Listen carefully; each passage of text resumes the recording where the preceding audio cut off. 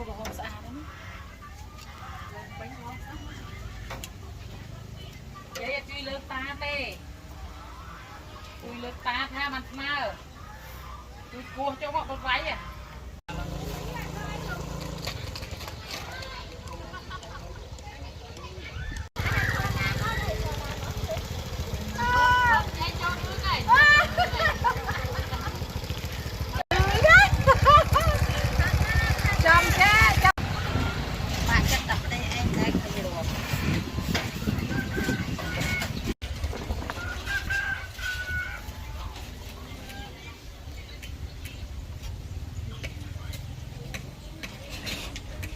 Bạn cho vô cái đáy tại bạn cho lại cái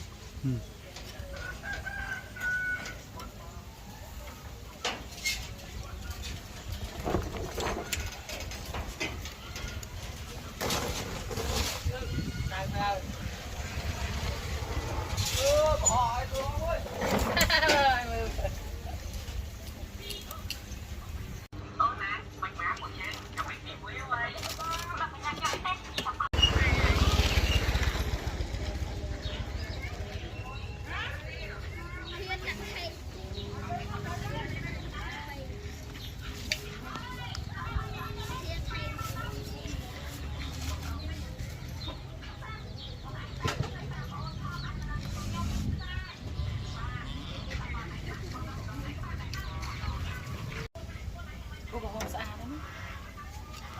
Bánh ngon lắm. Vậy chui lớn ta tê. Chui lớn ta tha mặt mơ. Chui cua cho bọn con váy à.